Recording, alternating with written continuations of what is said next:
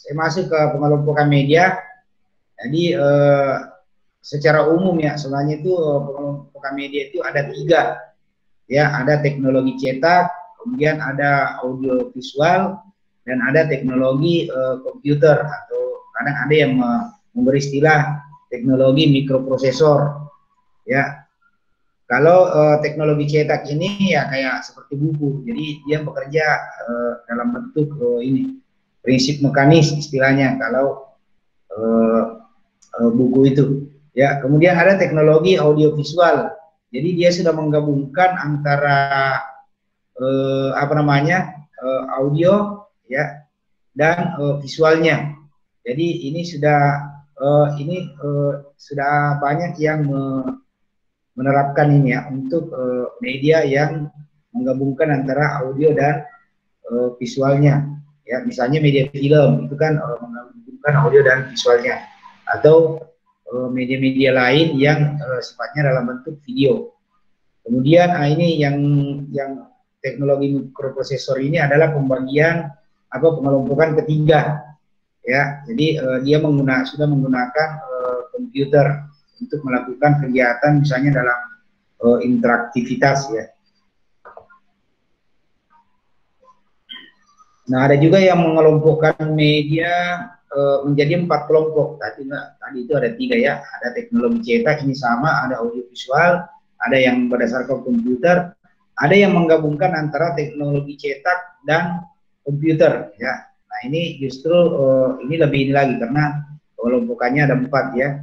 Antara teknologi cetak dan komputer dia gabungkan, ya. Mungkin ada yang ini seperti apa ya, kalau teknologi cetak dan komputer itu buku, ini apa, berarti ada semacam aplikasi yang dibuat, ya, aplikasi yang dibuat yang dirancang dalam bentuk aplikasi, kemudian misalnya buku elektronik, ya, buku elektronik yang dirancang dalam bentuk buku tapi dia dalam bentuk digital. Nah, itu yang dimaksud menggabungkan teknologi cetak dan komputer, ya.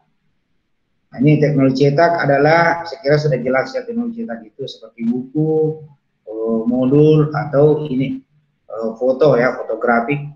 Nah, teknologi audiovisual, nah ini sudah bergabung, ada kamera, ya, kamera yang dipakai sebagai peralatan untuk membuat media tersebut, media audiovisual itu. Jadi ini menggunakan mesin-mesin mekanis dan elektronik untuk menyajikan pesan-pesan audio dan visual berbasis komputer. Jadi ini misalnya dengan menggunakan aplikasi-aplikasi, ya, aplikasi-aplikasi yang dirancang di dalam komputer tersebut, kemudian diputar di komputer itu juga, atau bisa diputar di komputer lain, ya. Yang jelas aplikasinya dibuat dengan menggunakan komputer. Nah, itu yang dimaksud dengan berbasis komputer, ya. Jadi nanti tergantung Anda, kalau Anda ingin mengembangkan satu media, ya nanti di kelompok mana. Kalau memang pengembangan bahan ajar saja berarti masuk dalam media cetak. Tapi kalau misalnya pengembangan ini media pembelajaran, ya, dalam bentuk video, ya, berarti itu masuk ke dalam audio visual, ya. Kalau mengembangkan aplikasi pembelajaran, ya, misalnya aplikasi Android, ya, itu atau seperti ini LMS ini kan LMS ini termasuk salah satu learning management system yang di dalamnya ada beberapa media yang dipakai. Nah, itu tergantung, misalnya mengembangkan konten dari pembelajaran tersebut. Nah, itu sudah masuk teknologi berbasis komputer. Nah, itu tadi gabungan antara komputer dengan teknologi cetak, ya. Ini ya, menggabungkan dengan berbagai media. Tadi saya sudah jelaskan. Nah, telekonferensi seperti sekarang ini, ya. Kalau generasi masa ketiga itu belum ada istilah telekonferensi. Nah, ini generasi keempat lah yang sehingga ada pengelompokan media dalam bentuk telekonferensi.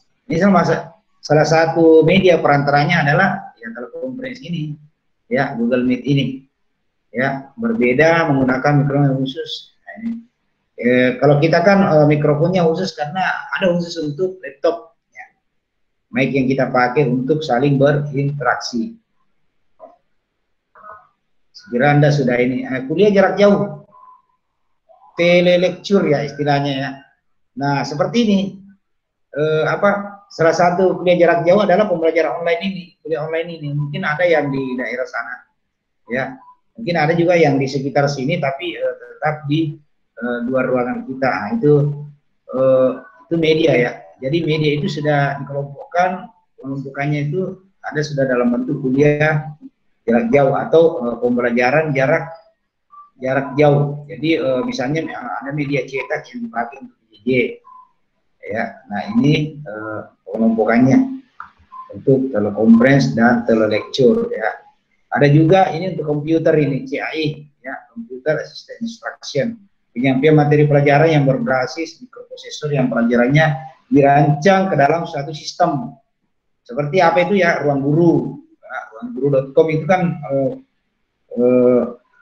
itu di program ya, menggunakan aplikasi, kemudian semua media-media dikumpulkan di dalam ruang guru tersebut. Ya. Hypertext ya, ini ada satu tulisan yang tak berurutan, non sekuensial dengan satu sistem authoring ya. Pengarang mampu mengumumkan informasi dari bagian manapun dalam paket, menciptakan jalur-jalur melalui suatu materi yang berkaitan, ya, memberikan keterangan teks yang tersedia dan membuat catatan yang menghubungkan teks-teks itu adalah hypertext. Jadi dalam hypertext itu ada hyperlinknya, ya. Nah, ada hypermedia. Nah, ini lebih luas lagi dari hypertext ya, yang menggabungkan media lain ke dalam teks. Ya, ini jenis-jenis ininya ya dalam pengelompokan media tersebut. Ada interaktif video, sistem penyampaian pembelajaran di mana materi video rekaman disajikan dengan pengendalian komputer. Ini soalnya Anda sudah jalani, cuma ya mungkin istilahnya yang mungkin Anda belum tahu atau sudah banyak yang tahu ya. Jadi ada interaktif video, mendengar dan melihat video dan suara, tapi juga memberikan respon yang aktif, dan respon itu menentukan kecepatan dan sekuensi penyajian ya. Sekarang kan televisi ya, televisi sekarang juga ini seperti ini, pakai telekonferensi tapi kita berikan video interaktif, mereka langsung diberi pembelajaran di situ. Kalau di televisi itu sudah banyak itu kan materi-materi ini untuk anak-anak yang disajikan dalam bentuk interaktif, mereka memberi ini sambil bertanya ya. Itu interaktif video. Compact disc video compact video disc, ini VCD ya. Ini sudah, ini media ya, bisa kita menyimpan dalam bentuk data ya. Kelompok media sederhana, nah ini dalam bentuk gambar atau foto, itu masih media sederhana ya, seperti ini ya. Gambar itu masih media sederhana ya. Diagram gambar sederhana yang menggunakan garis-garis dan simbol. Jadi Anda sudah ini ya, sudah tahu soalnya kalau media-media seperti ini ya. Nah ini masuk kelompok media sederhana juga, poster juga masih kelompok media sederhana, dan makanya dia masih satu arah ini. Yang melihatnya peta ya, globe ya. Dalam media pembelajaran lain ada media audio berkaitan dengan indera pendengaran. Ini radio ini, pesan yang disampaikan dituangkan dalam lambang-lambang auditif. Jadi dalam bentuk audio, baik verbal maupun non verbal. Ya, ini ada media proyeksi diam seperti OHP, apalagi itu, ya, kamera dan lain-lain yang terkait dengan ya, yang diputar itu langsung memberikan apa, kalau orang dulu itu yang dipakai yang diputar, ya, kayak layar tancap gitu. Nah, itu media proyeksi diam. Jadi tetap pada posisinya. Nah ini termasuk OHP, masuk dia media proyeksi diam. Ya. Kemudian film atau gambar, ini kaset. Ya, kualitas secara mekanis, ini anu-anu lama yang diperlihatkan, yang media masih generasi kedua. Ya, kemudian ada istilah sekarang adalah multimedia. Ya, jadi multimedia itu sudah menggabungkan mulai dari media lebih dari satu media bahkan ya. Jadi ada teks, ada gambar, ada grafik, foto, suara, film, dan animasi secara terintegrasi. Ya, kombinasi dari komputer dan video, itu multimedia. Jadi ini lebih dari media, sudah menggabungkan lebih dari satu media. Itu sekarang ini yang banyak ya, multimedia. Nah, kalau McCormick itu menyatakan bahwa multimedia itu adalah kombinasi paling sedikit dua media input atau output ya dari data secara umum yang merupakan kombinasi dari tiga elemen yaitu suara, gambar, dan teks. Ya, sekira kita sudah tahu ini kategori multimedia ada linear ya, tidak dilengkapi dengan alat kontrol yang dioperasikan oleh user atau pengguna. Misalnya TV dan film ini masih multimedia linear. Kalau interaktif itu ya dilengkapi dengan alat kontrol ya, seperti apa ini yang dapat dioperasikan oleh user sehingga ia dapat memilih sesuatu yang dikehendaki. Nah, itu multimedia interaktif ya. Jadi kalau kita membuat media-media misalnya menggunakan aplikasi Macromedia Flash itu audiensnya bisa mengatur dia sekehendaknya mau mengklik yang mana tergantung yang diinginkan. Nah, itu namanya multimedia interaktif ya. Ini paling nyata, ini sama ya, fisik ya. Ini multimedia ya. Ini nanti dibaca-baca saja, sudah ada software komputer, karakteristik, tutorial, real and practice ya, praktek dan latihan, model pembelajaran yang memiliki tujuan memberikan oh ya, tutorial. Oh ini kadang ada yang mengembangkan media tutorial ya, bahan pembelajaran pengembangan tutorial. Jadi buku di dalam itu ada tutorialnya di dalam ya. Ini karakteristiknya ya, jawaban pembelajar dievaluasi oleh program pembelajaran di komputer ya. Ini real practice ya, latihan dan prakteknya. Ini ada latihan soal, itu bisa juga kita buat ya. Pengembangan media evaluasi misalnya, evaluasi untuk pembelajaran. Ini adanya umpan balik remedial ya. Ini kayaknya Anda sudah sering lihat ya, model simulasi ini menyamai proses dinamis karakteristik multimedia. Ini dibaca saya ya, karena ini jelas ini kalau model simulasi. Jadi ada beberapa model-model media dalam multimedia itu ada simulasi juga ya. Kemudian ada model permainan atau games. Ya, ini yang banyak dikembangkan sekarang ya. Karakteristik game ya. Kalau karakteristik game itu kan Anda sudah tahu ya, ada levelnya, ada tantangannya, ada apa. Kayaknya saya sudah pernah jelaskan ini kenapa game sangat diminati ya, karena seperti itu ya.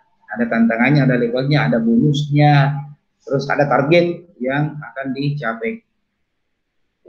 Pemilihan dan penggunaan media. Nah ini ada beberapa hal yang harus dipertimbangkan. Ini yang penting di dalam memilih media ya. Yang pertama dana. Kalau dananya tidak mencukupi ya jangan dipaksakan ya, disesuaikan saja sesuai dengan kemampuan kita, fasilitas dan peralatan yang telah tersedia, waktu, sumber-sumber yang tersedia, itu manusia dan materialnya. Yang sampai Anda menggunakan media yang terlalu mahal, terlalu canggih, tapi sumber-sumber ininya, daya manusianya tidak tersedia atau tersedia lagi tapi tidak mampu mengoperasikannya, itu sama saja. Makanya itu dipertimbangkan faktor-faktor dana, fasilitas, peralatan, ya, sumber-sumber yang tersedia. Ya, jadi misalnya membeli komputer, tapi tidak ada orang yang mengoperasikan komputer tersebut, nah ini tidak ada gunanya. Makanya dipertimbangkanlah dana seperti itu, fasilitas dan sumber. Kemudian persyaratan isi, persyaratan isinya, tugas dan jenis pembelajaran. Nah ini biasanya kalau kita mau membuat media interaktif itu kita harus melihat misalnya kalau untuk mengukurnya menggunakan taksonomi Bloom ya, dari C1 sampai C6 itu level kognitifnya diukur sampai di mana ya. Misalnya kalau kita ingin membuat soal ya, nah makanya ini ada uji persyaratan isi, tugas dan jenis pembelajaran. Itu beragam, ini dilakukan sesuai misalnya penghafalan, penerapan keterampilan, dan penalaran pemikiran tingkat yang lebih tinggi ya, tergantung kita bagaimana mendasarnya. Kemudian ini, perhatikan juga hambatan dari sisi siswa dengan mempertimbangkan kemampuan dan keterampilan awal. Makanya dalam memilih media, atau mendesain ya, kalau Anda tidak bisa Anda membuatnya, itu dilihat dulu kemampuan awal siswa. Makanya ada beberapa model itu yang mengutamakan dulu analisis karakteristik, kebutuhan, dan analisis kemampuan, supaya dalam merancang media tersebut kendalanya justru berasal dari siswa, karena mungkin kita mendesain media terlalu tinggi ya, sehingga tidak mampu dicerna materinya oleh siswa tersebut. Kemudian dari tingkat kesenangan dan efektifannya, jangan sampai ada media itu yang terlalu banyak animasinya sehingga mengganggu, orang lebih fokus kepada animasinya bukan materinya. Itu harus dilihat apakah sudah efektif atau tidak dalam memilih media tersebut ya. Nah ini ada juga hal lain nih yang perlu dipertimbangkan, yaitu kemampuan mengakomodasi penyajian respon ya yang tepat. Apakah nanti dilihat audiensnya, mungkin audiensnya di situ kan berbagai macam ya, mungkin ada yang senang hanya dengan visual, atau mungkin ada yang dengan audio, atau ada yang kinestetik. Jadi itu bagaimana kita membuatnya supaya bisa mengakomodir kemampuan gaya belajar seperti itu, mengakomodasi respon siswa yang tepat ya, tertulis atau kegiatan fisik. Jadi ini semua yang harus dipertimbangkan dalam memilih media ya. Kemampuan mengakomodasikan umpan balik ya, ada respon siswa yang tepat ya.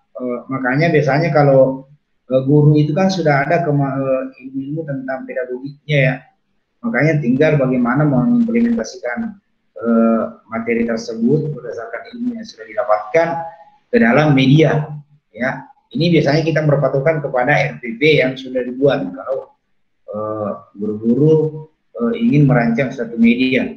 Jadi media itu harus tercapai betul tujuan pembelajaran yang diinginkan ya, makanya disesuaikan dengan RPP ya. Kayak ini tujuan belajar yang melibatkan penghafalan itu ini level kognitifnya ya C berapa ya kalau penghafalan. Nah itu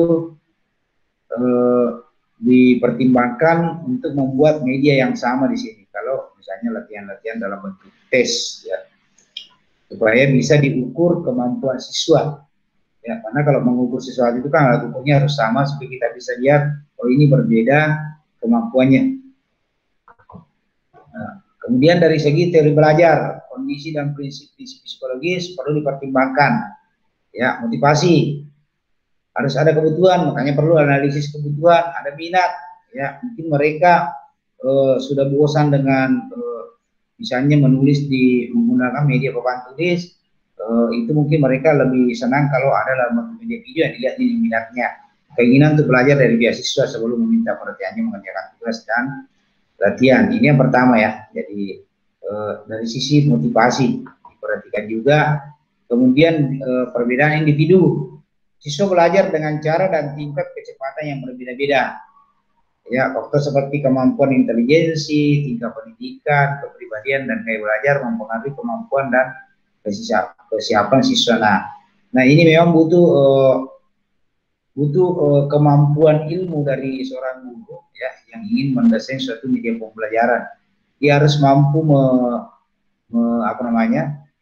merancang media yang bisa mengakomodir tingkat kecepatan belajar siswa yang berbeda-beda. Ini kalau guru yang pendidik yang punya pengalaman, saya yakin dia mampu ya. Mulai dari bagaimana gaya belajarnya, kepribadiannya ya. Nah memang makanya dalam mendesain media itu butuh waktu yang cukup lama, karena ada beberapa hal yang harus yang mendukung dalam pembuatan media tersebut. Mulai dari psikologinya, psikologi pendidikannya, kemudian faktor kependidikannya sendiri ya, gaya belajar ya, itu yang memang harus banyak dipertimbangkan. Makanya guru itu sudah punya dasar sebenarnya dalam merancang medianya, tinggal bagaimana dia memahami ilmu pendidikan yang mengimplementasikan ke dalam media tersebut. Nah, tujuan pembelajaran ini dalam memilih media ya, jika siswa diberitahukan apa yang diharapkan mereka pelajari melalui media, pembelajaran itu kesempatan untuk berhasil dalam pembelajaran semakin besar. Biasanya kan kalau kita membuat buku atau video atau yang lain, itu selalu kita jelaskan lebih awal bahwa ada tujuan pembelajaran. Ya. Misalnya begini, setelah mempelajari materi ini, siswa akan diharapkan dapat, ya, bla bla bla. Itu biasanya ditunjukkan di awal supaya mereka penasaran bahwa oh ini akan saya capai kalau saya sudah mempelajari materi ini. Jadi mereka punya minat, motivasi, ya, untuk belajar. Kemudian organisasi isi. Pembelajaran akan lebih mudah jika isi dan prosedur keterampilan fisik akan dipelajari, diatur dan diorganisasikan dalam urutan yang bermakna. Jadi biasanya begitu. Ada tujuan pembelajaran, ya. Kemudian bahkan kalau perlu di dalamnya itu ada materi, ya, tujuan pembelajaran, ada materi, ada evaluasi. Ini yang 3 secara umum. Ya, itu yang dimaksud dengan pembelajaran akan lebih mudah jika isi dan prosedur terorganisasi, ya, dalam urutan-urutan yang bermakna. Misalnya dari tujuannya dulu, atau ada pendahuluan, brainstorming di dalamnya, kemudian dijelaskan bahwa tujuannya seperti ini, kemudian di dalam materi itu digabunglah videonya atau ada audio saja, ya. Kemudian setelah itu ada umpan balik, ya, dari media tersebut. Nah, itu yang dimaksud dengan diorganisasikan dalam urutan-urutan yang bermakna. Persiapan sebelum belajar. Siswa sebenarnya telah menguasai secara baik pelajaran dasar atau memiliki pengalaman yang diperlukan secara memadai yang mungkin merupakan prasyarat untuk penggunaan media. Ya. Jadi biasanya kan kalau di awal itu ada uji tes awal, ya, untuk mengetahui kemampuan awal siswa sebenarnya, ya. Biasanya ini makanya ada persiapan sebelum belajar ini khusus untuk siswa. Emosi, pelajaran yang melibatkan emosi yang pasangan pembelajar serta kecakapan amat berpengaruh dan bertahan. Partisipasi itu juga agar pembelajaran berlangsung dengan baik. Seorang siswa harus menginternalisasi informasi, tidak sekedar diberitahukan kepadanya. Ya, ini semua yang harus dipertimbangkan dalam media. Ada umpan balik dan ada reinforcement. Jadi itu berurut, ya, berurut, dan terakhir biasanya ada reinforcement dalam penyusunan media tersebut. Latihan dan pengulangan. Nah, ini sesuatu hal jarang sekali dapat dipelajari hanya dengan sekali jalan, ya. Jadi ini salah satu isi untuk media pembelajaran, ya. Itu makanya tadi dia harus terstruktur dan terorganisasi. Terorganisasi. Penerapan, ya, adalah meningkatkan kemampuan seorang untuk menerapkan atau mentranslasi belajar pada masalah atau situasi baru, ya. Jadi ada materi-materi tersebut itu mungkin bisa dikaitkan dengan kehidupan sehari-hari, ya. Nah, ini kriteria, ini juga ada beberapa kriteria. Ini sesuai dengan tujuan yang ingin dicapai, ya, harus berdasarkan tujuan. Jadi kalau kita ingin memberikan materi, ya, ini kalau sudah sesuai dengan RPP semuanya, ya, sudah jalannya sudah lengkap. Ada tujuan, ada materi pembelajaran, ada evaluasi, ada feedback, ya. Oke. Kemudian tepat untuk mendukung isi pelajaran sifatnya fakta, konsep, prinsip atau generalisasi, ya. Misalnya film, ya, memerlukan simbol atau kode yang berbeda. Ya, ini nanti akan praktis, luas, dan bertahan. Jadi jangan sampai cuma satu kali ditonton, ya, sudah ini lagi, ya, sudah tidak diproduksi lagi karena memang sudah tidak ada yang membutuhkan. Makanya harus dibutuhkan praktisnya luas dan kemampuan orang berminat pada media tersebut, ya. Sama ini kan sekarang ada buku, ya, media cetak itu yang lama bertahan, ya, itu sampai sekarang masih bertahan itu. Tuntunan sholat itu sampai sekarang itu masih banyak yang membutuhkan. Hebatnya itu media cetak itu sudah dari tahun berapa dilaksanakan, dicetak, ya, sampai sekarang masih banyak yang membutuhkan itu. Tuntunan sholat, ya, saya masih kecil itu ada, masih kecil sudah ada memang, ya. Itu yang dimaksud praktis, luas, dan bertahan. Guru terampil menggunakannya. Nah, ini jangan sampai media yang sudah jadi Anda juga tidak tahu memakainya. Misalnya media Edlink, ada Zoom, ya, ada Google Meet, ya, ada Google Classroom, ya, salah satu LMS yang di dalamnya ada media, ya, jangan sampai Anda tidak bisa menggunakannya, misalnya media PowerPoint, ya, kalau tidak terampil ya tidak bisa juga, ya, jadi harus didukung oleh bagaimana guru terampil menggunakan media tersebut.